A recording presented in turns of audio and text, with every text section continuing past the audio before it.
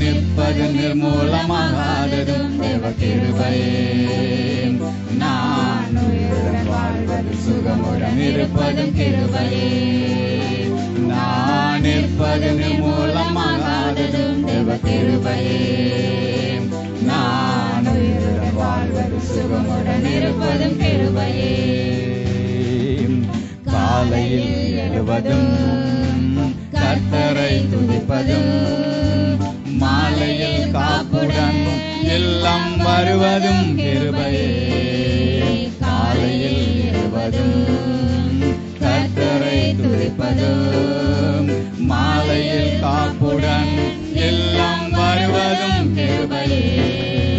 போக்கிலும் வரத்திலும் தொலைதூர பயணத்திலும் போக்கிலும் வரத்திலும் தொலைதூர பயணத்திலும் பாதம் கல்லிலே இடராமல் காப்பதும் கிருபையே. பாதம் கல்லிலே இடராமல் காப்பதும் கிருபையே. கிருபையே தேவ கிருபையே. தேவ கிருபையே. தேவ கிருபையே. கிருபையே தேவ கிருபையே. தேவ கிருபையே. தேவ கிருபையே. வெளிப்படுத்தின விசேஷம் 11வது அதிகாரம். வெளிப்படுத்தின விசேஷம் 11வது அதிகாரம். யாராவது மைக்க வாசிக்க முடியுமா? வாசிங்க, மைக் எடுத்து யாராவது. ஒன்றாவது வாசிங்க. வெளிப்படுத்தின விசேஷம் 11 ஒன்று வாசிங்க. பின்பு கைகோலுக்கு ஒப்பான ஒரு அளவுகோல் என்னிடத்தில் கொடுக்கப்பட்டது. அப்பொழுது தேவதூதன் என்று என்னை நோக்கி நீ எழுந்து என்னுடைய ஆலயத்தையும் பலிபீடத்தையும் அதில் கொண்டு கொள்கிறவர்களையும் அளந்து பார். ஜெபிப்போம். பரலோக பிதாவே, ஆசீர்வதிக்கப்பட்ட தாருக்காய் நன்றி. தேவராய் கேட்டு ஆதி முதல் கொண்டு பேசுகிற தேவன் நீர். இதனால கூட இந்த வார்த்தைகளை கொண்டு நீரை வெளிப்படும்படியா ஜெபிக்கிறோம். வார்த்தைகள் ஒரே ஜீவனம் ஆவியா இருக்கிறபடினாலும் சொல்றோம்.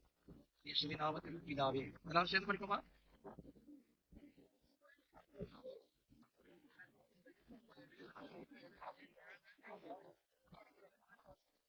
அளந்து பார்.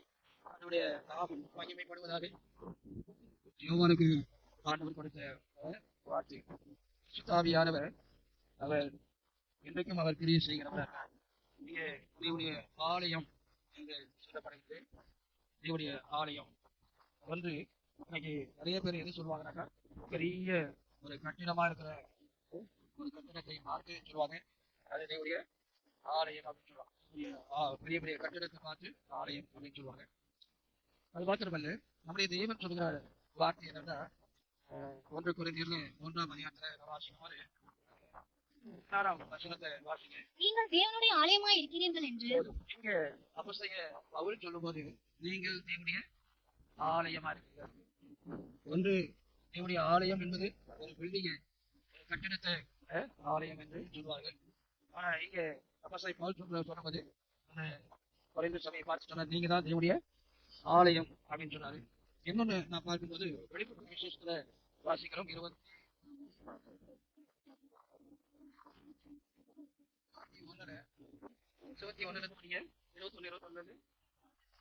வாசகம். ஒவ்வொரு வாசலும் ஒவ்வொரு முத்தாய் இருந்தது. நகரத்தின் வீதி தெருவுல பழங்கி போல சுத்த பொன்னாயிருந்தது. பளிங்கு போல சுத்த பொன்னாயிருந்தது. அதிலே தேவாலயத்தை நான் காணவில்லை. சர்வ வல்லமையுள்ள தேவனாகிய கர்த்தரும் ஆட்டுக்குட்டியானவருமே அதற்கு ஆலயம். பார்க்கும்போது இயேசுதான் யாரு ஆலயமாக இருக்கிறார் என்று நான் பார்க்கிறோம். அப்ப இந்த நாட்டில் முதலாவது நிறைய பேர் நினைக்கிறது இல்லைங்களா ஆலயம் அப்படின்வாங்க. ஆனா ஆண்டவர் வரும்போது அந்த கட்டிடம் போவா. கட்டிடம் என்பது கோடி வருகிற ஒரு இடம் மாத்திரம் தான். ஆனா இன்னைக்கு அந்த கட்டிடத்துக்கு கொடுக்கிற அந்த மதிப்பு, அதோட சக்தி பாத்தீங்கன்னாக்கா, இந்த தேவ ஆலயம் என்று சொல்லக்கூடிய இந்த மனிதர்களுக்கு கொடுப்பது ஆண்டவர் சொல்றாரு, நீங்க தான் தேவனுடைய ஆலயம். அப்ப இந்த ஆலயம் எப்படி இருக்க வேண்டும்? இந்த ஆலயத்தை நாம் ஒவ்வொரு நாளும் சுத்திகரித்துக் கொள்ள வேண்டும். இந்த ஆலயத்துல தேவன் வந்து தங்க வேண்டும். நிறைய சொல்லுமா? ஆமா, இந்த ஆலயத்துல தேவனுடைய ஆண்டவர் வாசம் பண்ண வேண்டும். அதாவது இந்த சபை என்று சொன்னால் இந்த சபையில யார் இருக்கணும்? சபை யாருடையது? சபை தேவனுடையது. இந்த சபையில தேவன் இருக்க வேண்டும். இயேசு கிறிஸ்து இல்லாத ஒரு சபை, அதுல இந்த விதமான ஒரு ஆவிக்குரிய காரியம் நடக்காது. நம்ம ஆண்டவர் இந்த திருச்சபையில அவர் பிரசன்னமாய் இருக்க வேண்டும். கர்த்தரே ஆவியானவர் அவரை தொழுது கொள்ளுகிறவர் ஆவியோடும் உண்மையோடும் அவரை தொழுது கொள்ள வேண்டும். இந்த உலகத்துல நாம் நடந்து கொண்டிருக்கிறோம். அப்ப உலகத்திலிருந்து தேவன் நம்ம என்ன பண்ணிருக்கிறாரு? அவர் பிரித்து எடுத்து இருக்கிறார். நம்ம உலகத்தினுடைய வெளி அல்ல. வாசிக்கிறோம் கலாத்தியர் 6ஆம் அதிகாரம் 16ஆம் வசனம் வாசிங்க. நானும் சிலுவையை குறித்து அல்லாமல் வேறொன்றை குறித்து மேன்மை பாராட்டாதிருப்பேனாக. அவரால் உலகம் எனக்கு சிலுவையில அறை கொண்டிருக்கிறது. எனக்கு நாம் அதிகமாக எதை குறித்து நாம் மேன்மை பாராட்டிக் கொண்டிருக்கிறோம்? பவுல் சொல்லும்போது நானோ சிலுவை குறித்து அல்லாமல் வேறொன்றை குறித்து என்ன பண்ணல, மேன்மை பாராட்டுவதில்லை. ஏன்னாக்கா அவருடைய வாழ்க்கை வரலாறை குறித்து நாம் பார்க்கும்போது அவர் எப்படிப்பட்டவராக இருந்தார்? அவர் கிறிஸ்துவுக்கு விரோதமாக இருந்தார். கிறிஸ்துவ பிள்ளைகளுக்கு விரோதமாக இருந்தார். ஊழியருக்கு விரோதமாக இருந்தார். ஊழியரை கொலை பண்ணுவதை கூட அவர் சாட்சியாக இருந்தார். தேவாரை கொலை செய்யும் போது அவர் தான் வசனத்தை என்ன பண்ணியிருக்கார்? பாதுகாத்துக் கொண்டிருந்தார். அதனால புகழ்பெற்றவரை பவுலை ஆண்டவர் சந்தித்த பிறகு எல்லாவற்றையும் விட்டு நியாயப்பிரமாணம் என்று சொன்னவர், பரிசெயன் என்று சொன்னவர், இப்ப எல்லாவற்றுக்கும் ஒரு முற்றுப்புள்ளியை வைத்து கிறிஸ்துதான், வேற யாரும் எனக்கு இல்ல என்று சொல்ற அளவுக்கு அவர் வந்துட்டார். அதனால்தான் ரோமர்ல 8ஆம் அதிகாரத்துல 36 வாசிங்க. ரோமர் 8:36 வாசிங்க. கிறிஸ்துவின் அன்பை விட்டு நம்மை பிரிப்பவன் யார்? கிறிஸ்துவின் அன்பை விட்டு நம்மை பிரிப்பவன் யார்? இன்னைக்கு நாம எந்த அளவுக்கு ஆண்டவருடைய சிலுவை குறித்து மேன்மை பாராட்டும். ஒரு காலத்துல சிலுவை என்பது சபிக்கப்பட்ட ஒரு அடையாளமாக இருந்தது. எல்லா விதமான அதாவது குற்றவாளிகளை ரோம அரசாங்கம் அடையக்கூடிய ஒரு அடையாளமாக இருந்தது. ஆனா கிறிஸ்துவ வாழ்த்து அவர் உயிர் தெரிந்த பிறகு அந்த சிலுவை எல்லா இடங்களிலும் இன்னைக்கு பார்த்தாக்கா எல்லா ஆலயங்கள் அதில் வைப்பாங்க. கிறிஸ்துவர்கள் மறித்து அடக்கம் பண்ணப்பட்ட இடத்துல சிலுவை இருக்கு. இதெல்லாம் பார்க்கும்போது கிறிஸ்துவை அவர்கள் வெளிப்படுத்துகிறதா இருக்கு. அதனால்தான் கிறிஸ்துவின் அன்பை விட்டு குறிப்பவன் யார்? இன்னைக்கு நாம் எந்த அளவுக்கு நாம் கிறிஸ்துவோடு இணைந்து இருக்கிறோம், கிறிஸ்துவுக்கு எந்த அளவுக்கு நாம் முக்கியத்துவம் கொடுக்கிறோம், எனக்கு வேலைக்கு முக்கியத்துவம் கொடுக்கிறோம், அல்லது உலக பிரகாரமான ஒரு காரியத்துக்கு முக்கியத்துவம் கொடுக்கிறோம், மனிதர்களுக்கு முக்கியத்துவம் கொடுக்கிறோம், ஆனா கிறிஸ்துவுக்கு நாம் முக்கியத்துவம் கொடுக்கிறோமா? ஆண்டவர் நமக்கு 6 நாளை கொடுத்திருக்கிறார். 6 நாளும் நீங்க வேலை செய்யுங்க என்று சொன்னார். 6 நாள் என்ன வேலை செய்யுங்க. ஆனா 7வது நாள் ஒரு நாள் பார்க்கிறோம், ஆண்டவருக்காக அவருடைய சமூகத்துல கடந்து வந்து அவரை ஆராதிக்க தேவன் நமக்கு அந்த நாளை கொடுத்திருக்கிறார். இந்த நாள் ரொம்ப விசேஷமான நாள். தேவன் சபையில அவர் இடைப்படுகிற நேரம் பாடல் மூலமாக இடைப்படலாம், ஜபத்தின் மூலமாக இடைப்படலாம், வேறு வார்த்தைகள் மூலமாக நம்மோடு கூட அவர் இடைப்படலாம். அப்ப தேவன் அங்க சொல்லும்போது அளந்து பார்க்க சொன்னார். எதை அளந்து பார்க்கணுமா? எதை அளந்து பார்க்கணும்? சொல்லுங்க, எதை அளந்து பார்க்கணும்? நாம் எந்த அளவுக்கு தேவனை தொழுது கொள்ளுகிறோம், எந்த அளவுக்கு தேவனை நாம் வந்து நெருங்கி இருக்கிறோம் என்பதை நீங்க அளந்து பார்க்க சொல்றார். மனுஷன் முகத்தை தான் என்ன பண்ண முடியும்? மனுஷன் முகத்தை தான் பார்க்க முடியும். ஆனா தேவன் தான் இறுதியத்தை என்ன பண்ணாரு? பார்க்கிறவரா இருக்கிறார். நம்முடைய ஆராதனை தேவனுடைய சமூகத்தினை கடந்து சென்றதா? நம்ம ஆராதனைக்கு ஆராதனை தேவன் அதுல வெளியப்பட்டாரா என்பது தேவன் தான் எல்லாவற்றையும் பார்க்கிற தேவன்.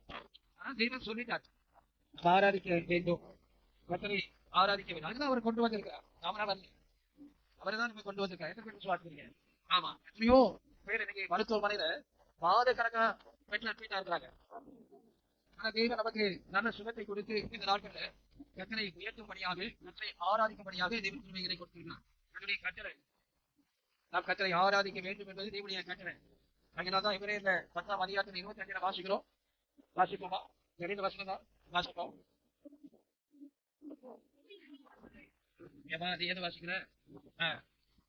10:25 10:25 அதை கவனிப்போம். சபை சபை கூட வேண்டும். சபையில தலைவர் யாரு? சபைக்கு தலைவர் யாரு? சபைக்கு தலைவர் இயேசு. சபையில அவர்தான், எல்லாமே அவர்தான். சபையில ஆண்டவர் ஒளியாக இருக்கிறார். ஒரு அறிவை சொல்லுமா? ஒளியாக இருக்கிறார். இந்த ஒளிதான் பவுலை ரட்சித்தது, சந்தித்தது. ஆண்டவர் ஒளியாக இருக்கிறார். அது மாத்திரமல்ல, அவர் ஒரு பரிகாரியா இருக்கிறார். அறிவை சொல்லுமா? ஒரு பரிகாரியா இருக்கிறார். கர்த்தரை ஆராதிக்கும் போது நம்முடைய எல்லா அவயங்களும் அது செயல்படுகிறதா இருக்கிறது. ஆகையினால்தான் நம்ம கையை தூக்கி கர்த்தரை ஆராதிக்கிறோம். முழங்கால் படியிட்டு கர்த்தரை ஆராதிக்கிறோம். ஆனா சில பேர் அதை யோகா அப்படின்னு சொல்லுவாங்க. யோகா செஞ்சாதான் நல்லது. ஆனா கர்த்தருடைய சமூகத்துல நாம் கையை அசைத்து கையை தூக்கி நாம் ஆராதிக்கிறோம். ஆண்டவருக்கு மகிமையை செலுத்துறோம். என்ன என்று உங்களுக்கு வேற தேவன் என்ன பண்ணுற? எனக்கு ஒரு மனைவியோ, ஒரு புருஷனோ, அல்லது குழந்தையோ, அல்லது செல்போனோ, ஆண்டவருக்கு தான் முதலில். சொல்லவா? இரண்டாவது கட்டணம் சொல்கிறது என்ன சொல்றது? 10வது கட்டணம் மற்ற கட்டளையில 2 கட்டளை.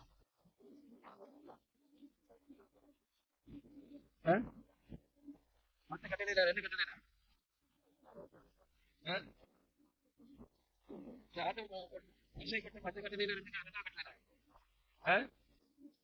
எந்த ஒரு விக்கிரகத்தை நம்பக்கூடாது. ஆமா, எந்த ஒரு விக்கிரகத்தை நம்பக்கூடாது. ஆமா, எந்த ஒரு விக்கிரகத்தையும் நம்பக்கூடாது. அன்னைக்கு சில மனிதர்களை பார்த்து சாமி சாமிடுவாங்க. மனிதர்களை பார்த்து நம்ம சாமி சாமி அப்படின்வாங்க. நாம் சாமியை கும்பிடல, நாம் ஆண்டவரை கும்பிடுறோம். ஒரு அலையை சொல்லுவா, நம்ம ஆண்டவரை ஆராதிக்கிறோம். மனிதன் அவனுடைய பாவத்தை அவனால என்ன பண்ண முடியாது, இருக்க முடியாது. அப்படி இப்படி மற்றவருடைய பாவத்தை அவனால தீர்க்க முடியும். இன்னைக்கு நிறைய பேர் மனிதர்களை தெய்வமாக வைத்திருக்கிறோம். இதுக்கு சில பேர் சொல்லுவாங்க, பரிசுத்தவான்களை தெய்வமாக ஆராதிக்க கூடாது. பரிசுத்தவான்களுக்கு நம்ம என்ன பண்ணோம்? மரியாதை கொடுக்கணும். மரியாதை கொடுக்கணும். காலேஜ் சென்று நிறைய பரிசுத்தவான்கள்லாம் என்னை ஆடிட் பண்ண தீவானந்தம் எல்லாம் அவரு போன இடமெல்லாம் ஊழியங்களை செய்தார், விசுவாசிகளை துரத்தினார், நிறைய ஊழியக்காரர்களை அவர் எழுப்பி இருக்கிறார். அதனால மரியாதை கொடுக்கலாம். ஆனா அவருக்காக என்ன பண்ணுவது? தூபம் ஏற்ற கூடாது இல்லையா? ஆண்டவர் அதான் சொல்றாரு, எனக்கு ஒரு சொருபத்தையாவது என்ன பண்ணுவாரு நீ செய்யவே. ஆனா சொல்லுவாங்க, ஆண்டவர் வராது இருக்கிற என்ன செய்ய சொன்னாரு? என்ன செய்ய சொன்னாரு? என்ன செய்ய சொன்னாரு? மனுஷர்பம் வெண்கல மனுஷர்பத்தை ஆமா ஆண்டவர் செய்ய சொன்ன செய்யக்கூடாது அவரே செய்ய சொன்னாரு அப்படின்னா அவர் செய்ய சொன்னார்தான்.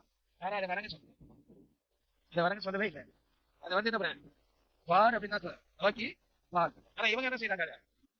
இது மேடை கட்டி இதை வழிபடவே என்ன பண்ணாங்க ஆரம்பித்தாங்க. இதுதான் எஸ்ஐகேல் சொல்றாரு, ஆண்டவரே உமக்கு முன்பாக நான் உண்மையா இருந்தேன், நான் மேடைகளை தகர்த்து நிகழ்ச்சான் என்ற விக்கிரகத்தை தான் நான் நிர்மூலமாக்கினேன்னு சொல்றாரு.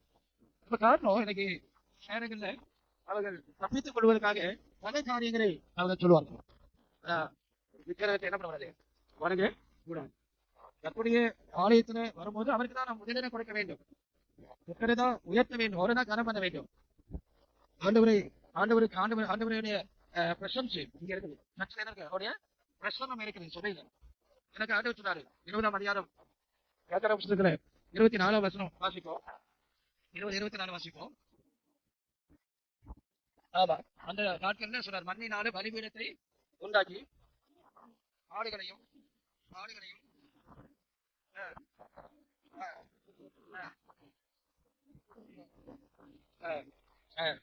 ஆமா பாருங்க, அவருடைய நாமத்தை பிரஸ்தாபப்படுத்தினா நம்ம இங்க வந்திருக்கிறோம். இங்க கமெண்ட் அடிக்க வரல இல்லையா? கமெண்ட் அடிச்சு மற்ற காரியங்களை பேச வரல. இங்க இருக்கிற தேவனை மாத்திரமே உயர்த்த வேண்டும். அலையிலே சொல்லுமா, இன்னொரு அலையிலே சொல்லுமா, தேவனை மாத்திரம் தான் உயர்த்த வேண்டும். இங்க மத்தேயுல வாசிக்கும் போது 21:12 வாசிப்போம். 21:13 வாசிப்போம். அவன் இயேசு தேவாலயத்துல மைக் எதுக்கு சொல்றாங்க? மைக் வாசிக்கிறவங்க ஒரு மைக் வாசிக்க. இயேசு தேவாலயத்தில் பிரவேசித்து ஆலயத்திலே சீஷர்களுக்கும் கொள்கிறவர்களும் ஆகிய யாவரையும் வெளியே துரத்தி நம்ம கவனிப்போம். இன்னைக்கு திருச்சபை எப்படி ஆயிடுச்சுனாக்கா, சபையில பாத்தீங்கன்னாக்கா பொண்ணு பாக்குற இடமா போச்சு, மாப்பிள்ளை பாக்குற இடமா போச்சு. அவர் என்னன்னா அதை வெறுக்கிறார். அது அந்த நாட்கள் என்ன இருந்துச்சுனாக்கா, காணிக்கை செலுத்துறதுக்கு புறாவையோ அல்லது இருக்கிற ஆடியோ அப்ப பணங்களை வாங்கி கொண்டு வந்து என்ன பண்ணுவாங்க, நீங்க ஆமா செலுத்துவாங்க. சில இடங்கள்ல பாத்தீங்கன்னாக்கா, சில அதாவது திருக்கோயில பாத்தீங்கன்னாக்கா கிணறுகளை வாங்கி போவாங்க, வைப்பாங்க. ஆனா திரும்பி அது திரும்பி போக 5 காய்க்க வந்துடும். இந்த மாதிரி எல்லாம் என்ன பண்ணுது தேசத்துல நடக்குது. இந்த நாட்டுல இயேசு கிறிஸ்து சொல்லுகிற வார்த்தையை கண்டுபடுத்திருப்பாரு.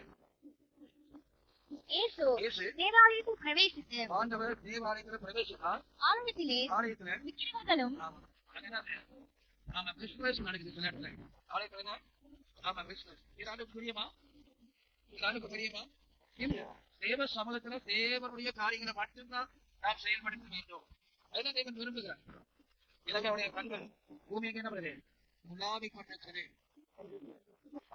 அப்ப இந்த இடத்துல பார்க்கும்போது ஆண்டவர்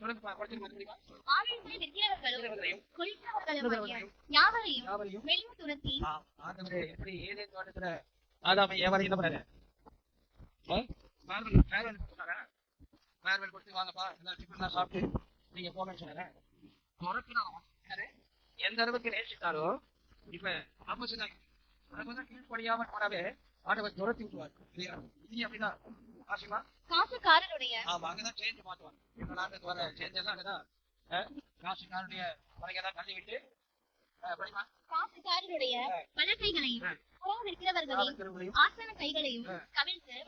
என்னுடைய வீடு ஜெப வீடு என்னப்படும் என்று எழுதியிருக்கிறது. நல்லா கவனிப்போம். ஆண்டவர் இருக்கிற இடம் ஒரு ஜெப வீடு. நல்லதே சொல்லமா, நல்லதே சொல்லமா.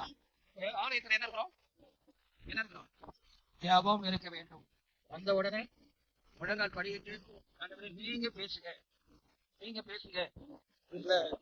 சனிக்கிழமையே சொல்லுவாங்க, அந்தவரே இந்த நாள்ல ஆலயத்துக்கு போறேன், என்னை குணமாக்குங்க, என் ஆத்மாவை குணமாக்குங்க, என்னை உயிர்ப்பீங்க, என் ஆத்மாவை உயிர்ப்பீங்க அப்படின்னு ஜெபம் பண்ணாங்க. எனக்கு அப்படி தேவனாய் கற்று அவர் என் நாமத்துல எங்க 2-3 பேர்கள் போடுகிறாரோ அது மாத்திர இருப்பேன் விசுவாசிங்க. ஆமா எனக்கு அவங்க மத்தியில பேசுங்க. சரித்திரத்தை புரட்டி பார்க்கும்போது 12 பேர்ல ஆரம்பிச்ச அந்த திருச்சபையானது இன்னைக்கு எனக்குரிய 200 நாடுகள்ல ஒவ்வொரு பட்டி கட்டி கிராமங்கள்லயும் இன்னைக்கு ஆராதிக்க காரணம் என்னன்னா கற்று அவருடைய வார்த்தையை நிறைவேற்றமா. அவர் ஜீவிக்கிற தெய்வனாக இருக்கிறார். அப்படி தேவனை ஒரு கூட்டு போட்டு சீல் வைக்க முடியுமா? சீல் வைக்க முடியாது. எனக்கா அவர் ஆவியா இருக்கிறார்.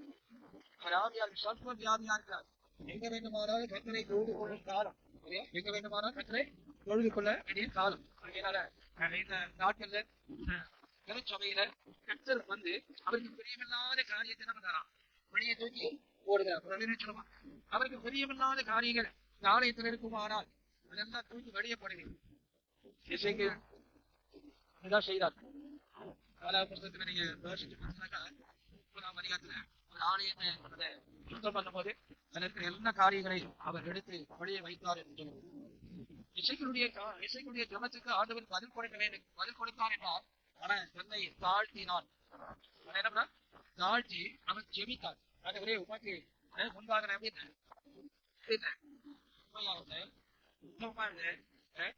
நான் நீங்க சொன்ன கட்டளைகள் தான் நான் என்ன பண்ணேன், கீழ்படித்தேன். எனக்கு அரசாங்கம் ஒரு கட்டளை போனாக்கா அந்த அரசாங்க கட்டளை நம்ம நிறைவேற்ற இருக்குமா?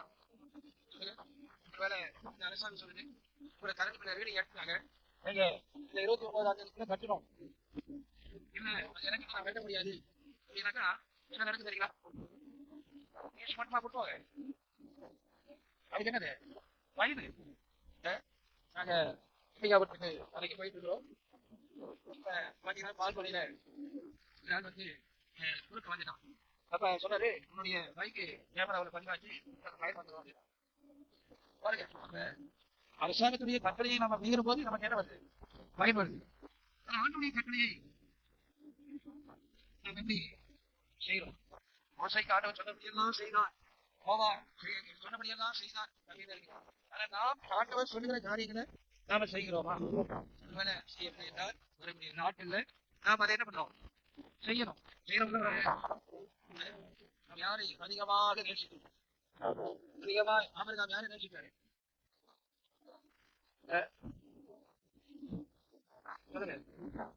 ஆபிரகாம் பிள்ளையை நேசித்தார்.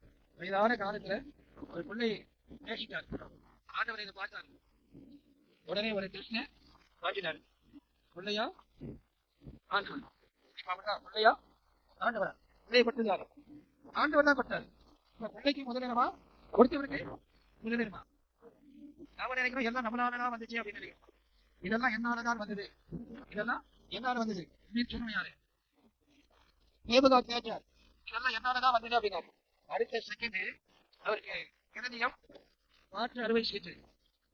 டாக்டர் தான் அவரு அறுவை சிகிச்சை அட்மிட் ஆக போய்வாரு. அப்புறம் அனஸ்தீசியாவா, நம்ம அனஸ்தீசியா கொடுத்து கட்டி எடுத்து ஆபரேஷன் தான் பண்ணிடுவாரு. நம்ம ஆண்டவர் என்ன பண்ணுவாரு? ஆமா, ஒரே ஒரு தடவை ஆபரேஷன் பண்ணாரு. யாரு? ஆண்டவர் தான் என்ன பண்ணாரு? ஆபரேஷன் பண்ணி ஏமாத என்ன பண்ணாரு? உருவாக்கினார். அதுக்கு ஆண்டவர் வந்து ஹீலிங் தான் ஒரு நிலை சொல்லணும். அப்ப நம்ம டாக்டர் சபையில இருக்கிறார், ஒரு நிலை சொல்லுவாங்க. டாக்டர் யாரு? அவர் தான் டாக்டர். அவர் தான் சமாதானத்தை கொடுக்கிறவர். அவர் தான் இல்லையா? அவர் தான் சமாதானத்தை நமக்கு கொடுக்கிறவர். அவர் சுகத்தை கொடுக்கிறவர். ஒரே ஒரு வார்த்தை சொல்லுங்கம்மா. மற்ற 8ஆம் அதிகாரத்துல பாருங்க, அந்த 100 சொன்னா என் வேலைக்காரன் சுகவீனமா இருக்கிறான். என் வீட்டுக்கு பாரு, நான் பாக்குறேன். நீங்க என் வீட்டுக்கார நான் பாக்குறேன். அல்ல, நீங்க ஒரே ஒரு வார்த்தை பாக்குறேன்னு சொல்லணும்னு சொல்லும்போது வேலைக்காரன் சுகமா மாறினான் சொல்லலாம்.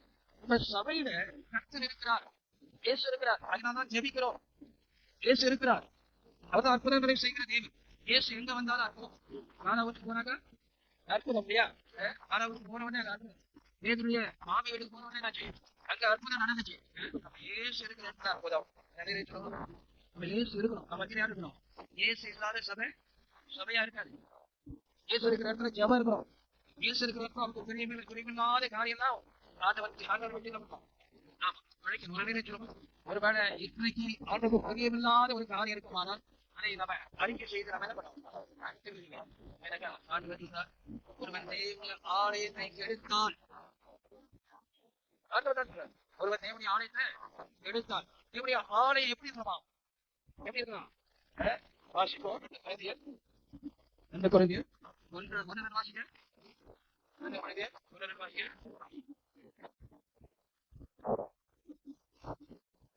முதல் அதிகாரமா?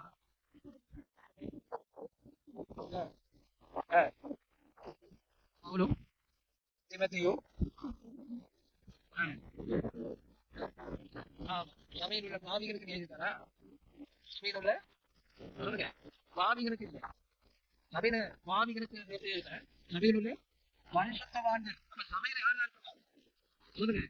இயேசு கிறிஸ்துவின் ரத்தத்தினால கழுவப்பட்டவர்கள், உலகத்திலிருந்து மீட்கப்பட்டவர்கள். சில பேர் ஜனங்கள் எகிப்துல இருந்தாங்க. எகிப்துல இருந்து யாரை நோக்கி கும்பிட்டாங்க? அங்க உள்ள தெய்வத்தையா? சிறுமையின் தேவனை நோக்கி கூப்பிட்டார்கள். ஆபிரகாம், ஈசாக்கு, யாக்கோபு தேவனை நோக்கி கூப்பிட்டார்கள். அப்பதான் தேவன் கண்ணோக்கினார் என்று சொல்லப்பட்டிருக்கு. தேவன் அவர்கள் கூப்பிடுவதை கேட்டார் என்று சொல்லப்படுகிறது. ஆகினால்தான் அவர் இறங்கி வந்தார். சொல்லுமா? அதுக்காக மோசையை ஆண்டவன் தெரிந்து கொண்டு அவர்களை வேறு. அப்ப பரிசுத்தவான்கள் பரிசுத்தமாக இருக்க வேண்டும். நம்முடைய தேவன் யாரு? நாம் ஆராதிக்கிற தேவன் பரிசுத்தம். அதனால்தான் சபை பரிசுத்தமாக வேண்டும். சபை பரிசுத்தமாக வேண்டும். விசுவாசி வாயில என்ன வரக்கூடாது? விசுவாசி வாயில எந்த வார்த்தை வரக்கூடாது? விசுவாசி வாயில என்ன? பொய் பொய்க்கு பிதா யாரு? சபையிலே வந்து சொல்றாங்க, சபையில வந்து திருடிட்டு போயிடறாங்க. நான் சொன்னேன், அது ஏதேன் தோட்டத்திலே போட்டுதான். கரூர்ல வந்து சபையில் இருக்கிறாரு. 60,000 ரூபாய் வாங்கி வச்சிருந்து படிச்சுட்டு கேமரா ஆஃப் பண்ணிட்டு போலீஸ்காரன் பேசினாக்கா போனாருங்க. பாதுகாப்பு நமக்கு வந்து கொண்டு போனா போது ஆண்டு வச்சாதான் இது போயிடுவாங்க. கெட்டு போவதே தேவனுக்கு சுத்தம் கிடையாது. அதனால சபையில உள்ளவர்கள் ஒருவருக்காக ஒருவர் என்ன பண்ணணும், ஜெபிக்க வேண்டும். நல்லது சுலபா. ஆமா, சபையில உள்ளவர்கள் ஒருவருக்காக பேருக்கு போன் பண்ணி நீங்க ஜெபம் பண்ணிருக்கீங்க. அதாவது சண்டை விசுவாசியா இருக்காது இல்லையா? சண்டை விசுவாசியா இருக்காது, சண்டை கிறிஸ்டியனா இருக்காது.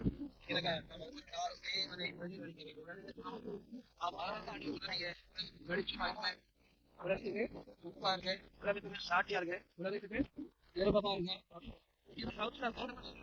பாவிகளிலே நாங்க யாரு? பிரதான பாவி, பாவிகளிலே பிரதான பாவி. நியாயப்பிரமாணத்திலே படிச்சவரு இல்லையா? நியாயப்பிரமாணத்தை படித்தவரு அவர் எவ்வளவு பெஞ்சமின் கோத்திரத்தான் வணக்கத்தில் சொன்னாரு. மேன்மை பாராட்ட மாட்டேன். சுத்தமாக எப்படி இருக்கிறோம்? எபேசியர் 5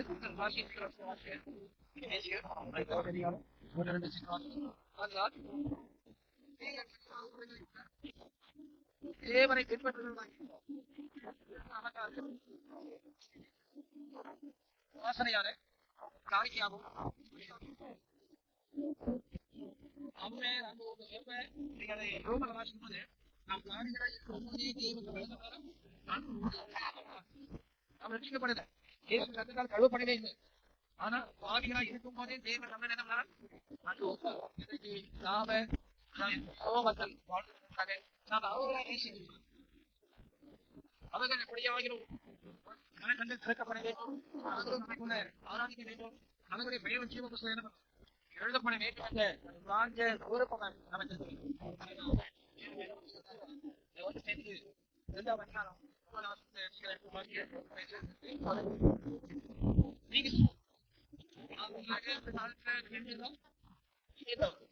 அந்தகார் இரண்டு பிள்ளைகளாக இருந்தோம், தேவனற்றவர்களாக இருந்தோம், வாக்கு சத்தியத்துக்கு தூரமானவர்களாக இருந்தோம். இல்ல காணியாட்சி கேட்டோம், உறவே இருந்தோம். தேவனே நம்ம என்ன பண்ண ஏறி வந்தார் என்ற இந்த காலத்தில் வாசலாம் வரமழைக்கூடிய வரமழை யாரு? யாரு? தேவன். அவருடைய புண்ணியங்களை எங்க ரட்சி பண்ணுவா, ரட்சி பண்ணுவா, ரட்சி பண்ணுவா. அவருடைய புண்ணியங்களை நாம் அறிவிக்க வேண்டும்.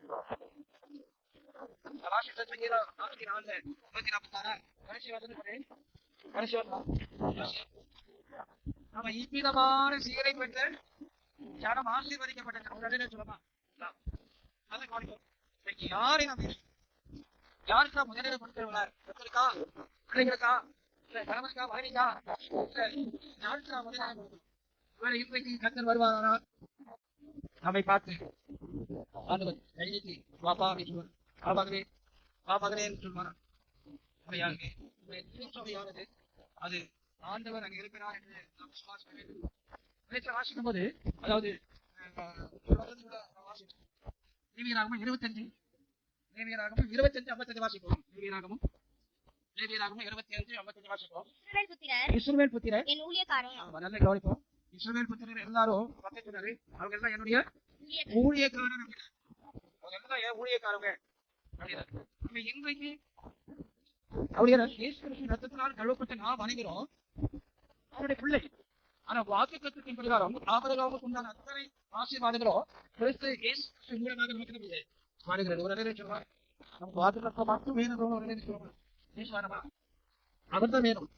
வாக்கு தத்துவத்தை சுதந்திரத்துக் கொள்ள அவர் நம்மோடு துணை இருக்க வேண்டும். அவர் சொல்வார், நான் உன்னை விட்டு வளருவதில்லை, நான் உன்னை கைவிடுவதில்லை. காரணம் நாம் அவர் எந்த அளவுக்கு நாம் வைத்திருக்கிறோம். சொல்றாரு, கத்தரை என் பக்கத்துல வைத்திருக்கிறேன், ஆகையால் நான் என்ன அசைக்கப்படுவதில்லை. இயேசுவை நான் என் அருகில வச்சிருக்கிறேன், ஆகையால் நான் அசைக்கப்படுவதில்லை. அவர்தான் என் பங்கு, அவர்தான் என்னுடைய பங்கா இருக்கிறார். 37 வருஷத்தை நீ பாடம் பண்ணாக்கா உன் எவன் கேட்கவே படாது. 37 வருஷத்தை நீ பாடம் பண்ண மாட்டீங்க. அவருக்கு உனக்கு என்ன நண்பரே சொல்றார், எனக்கு என்ன பங்கு கிடையாது. கால் வழி அருமையான தெய்வப்படுகிறது. அர்ப்பணிக்க வேண்டும். நம்முடைய ஜபங்கள் கேட்கப்பட வேண்டுமானால் அவருக்கு பிரியமான ஒரு வாழ்க்கை வாழ வேண்டும். நான் என்னுடைய ஜபம் உடனே கேட்கப்பட்டது. அவர் சொன்னார், பிரியமானவரே நீ ஜெபிக்க ஆரம்பித்த உடனே உனக்கு என்ன அப்படின்னா வாசிப்போம். 16-15 வாசிப்போம். 16-15 வாசிப்போம். இன்னொரு எடுத்து வாசிங்க. அவர் அவர்களை நோக்கி நீங்கள் உலகமெங்கும் போய் உலகமெங்கும் போய் சர்வ சர்வ சிருஷ்டிக்கும் சுவிசேஷத்தை சுவிசேஷத்தை பிரசங்கியுங்கள். பிரசங்கியுங்கள். ஆண்டவரை கண்டு போய் போறோம். போறதான் மற்றவங்களை பார்க்க முடியும். ஆனா நாம எதுக்கு போறோம்? ஏதாவது தேவைன்னா போவோம். இல்ல டைம் பாஸ். நிறைய இடத்துல டைம் பாஸ்க்காகவே நம்ம யார் சாமியை டைமையாவது போய் எடுத்துட்டு அவங்ககிட்ட போய் எல்லாவற்றையும் கட்டிட்டு வரோம். இந்த கால வேலையில ஆண்டவர் சொல்றாரு, நீங்க புறப்பட்டு போய் நினைக்கிறேன் சபையாய் ஒரு நாளைக்கு போய் ஏதாவது ஒரு பகுதிகள் இந்த ஜெபம் பண்ணி வந்தாவே போவாங்க. சபையாய் போய் ஒரு பகுதியில இப்ப தனியா போனாங்க யாரும் கண்டுக்க மாட்டாங்க. சபையா போகும்போது எல்லாரும் எல்லாருடைய கண்டு என்ன ஆமா குப்பரான்னு பார்ப்போமே, எதுக்கு போறான்னு தெரியும், எதுக்கு போறான்னு தெரியாது அப்படின்னு. இப்ப திருச்சபையாய் போகும்போது மக்களுடைய கண்கள்லாம் அந்த சபை மேல இருக்கும். 20 வருஷமா இருக்கும். அவர்கள் புறப்பட்டு போய் அவங்க கற்பனை கொடுத்து விட்டு போயிட்டாங்க. எனக்கு 1000 நிறைவே சொன்னாலும் இது எனக்கு கிடையாது. ஒரு நிலையில சொல்லமா எனக்கு தான் என்னோட ஒரு நிலையில சொல்லமா. அவர்கள் புறப்பட்டு போனாங்க. உடனே கற்பனையை நிறைவேற்றினாங்க. அது இன்னைக்கு நமக்கு ஆண்டவர் படித்த வார்த்தையே நிறைவே போயிட்டு ஒரு நிலையில சொல்லமா. கையை வச்சு சொல்றேன், நான் நிறைவேற்றுவேன். எனக்கா நான் நினைப்பேன் ஒருத்தவங்களுக்கு ஞானஸ்தானம் அவங்களுக்கு ஆத்மா கொண்டு வந்தா. ஆமா 2 ஆத்மாவையாவது கொண்டு வந்தா அவங்களுக்கு எனக்கு வந்து நான் சொல்லிப்பேன் இவங்கதான் ஏன் ஞானஸ்தானம் தெரியுது. எனக்கு அவருக்கு ஆண்டவரை குறித்து ஆண்டவருடைய வருகை குறித்து அந்த சாதியுமே தெரியும். பார்த்தப்பல நாளைக்கு நம்முடைய காலமா நேரமா சொல்லு. நாளை நம்மதான் இல்லை யாருக்கும் சொன்னாரு சித்தமானால் நாளை என்னென்ன காரியத்தை செய்வோம் என்று சொல்லலாமே அப்படின்னு கட்டளை சித்தமானால் நம்முடைய வாழ்க்கையில நாம் கத்தருக்கு முதலிடம் கொடுக்க வேண்டும். நீ இல்லாத நான் முடியாது செய்ய முடியாது. எனக்கு நாம ஒன்று நினைப்போம் மாற்றுவோம். உன் நினைவுகள் என் நினைவுகள் அல்ல கற்று மாற்றுவார். அப்ப அவற்றை கேட்கணும். ஆண்டவரே இந்த நாள் முழுவதுமாக என்னுடைய சித்தத்தை அல்ல நம்முடைய சித்தத்தை ஞானஸ்தானம் எடுக்கும்போது நம்ம நினைக்கிறோம் என்னுடைய சித்தத்தை அல்ல ஆண்டவரே நம்முடைய சித்தத்தை தான் நிறைவேற்றணும், என்னுடைய சித்தத்தை தான் நான் நிறைவேற்றணும்னு சொல்லுவோம். நாள் வேலையில வேற தேவனுடைய ஆலயம் என்பதை ஒரு கட்டிடம் மட்டுமல்ல, நீங்க தான் தேவனுடைய ஆலயம். நாம மட்டுமல்ல, இயேசுவும் யாரா இருக்காரு தேவனுடைய பரலோகத்துல வெளிச்சம் இல்லை. 21ஆம் அதிகாரத்துல 21-24 ரட்சிக்கப்படுகிற ஜனங்கள் ரட்சிக்கப்பட்டது அதாவது விருப்பத்தின் பிரகாரம் வாழ்வதற்காக அல்ல. ரட்சிக்கப்பட்டது சேஷ்டமா நான் வாழ்வேன், சேஷ்டமா யாரும் கேட்க முடியாது அப்படின்னு சொன்னீங்கன்னாக்கா கர்த்தருக்கு என்ன பண்ணும்? கணக்கு கொடுக்கும். அதான் இருக்கிற சொல்வதெல்லாம் கேட்கிறார், செய்வதெல்லாம் பார்க்கிறார். என் தேவன் எனக்காக எழுதி வைக்கிறார். எழுதி வைக்கிறாரா இல்லையா? ஆமா. நீங்க நினைச்சாலும் சரி நினைக்காமலும் சரி நாம் செய்வதெல்லாம் அவரு பார்த்து கொண்டே இருக்கிறார். நாம் சொல்வதெல்லாம் கேட்கிறார். நாம் என்ன சொல்றோமோ அதெல்லாம் கேட்கிறார். கடைசி நாட்கள்ல கூட சாட்சி சொல்லும், சாட்சி சொல்லும் என்று எழுதப்படும். அவருடைய வருகையில அவர் நியாயத்திற்கு நாள்ல நாம் என்ன செய்தோமோ அதெல்லாம் நாம் சொன்ன வார்த்தைகளே அங்கே வெளிப்படும். இந்த கால வேளையில தான் தேவனுடைய ஆலயம் தான். நான் போகும்போது ஜனங்கள் தேவனுடைய ஆலயத்தை பார்ப்பாங்க. ஜெப உதவிக்கு போதகர் A.G. பால், பிலதெல்பியா பரிசுத்த சபை, சுப்பிரமணியபுரம், திருச்சி. அலைபேசி எண் 9244605832. போதகர் P. ஞானதாஸ், பிலதெல்பியா பரிசுத்த சபை, குமரேசபுரம், திருச்சி. அலைபேசி எண் 9345104097. ஆண்டவராகிய இயேசு கிறிஸ்து தாமே உங்களை ஆசீர்வதிப்பாராக. நமது சேனலை சப்ஸ்கிரைப் செய்ய மறக்காதீங்க.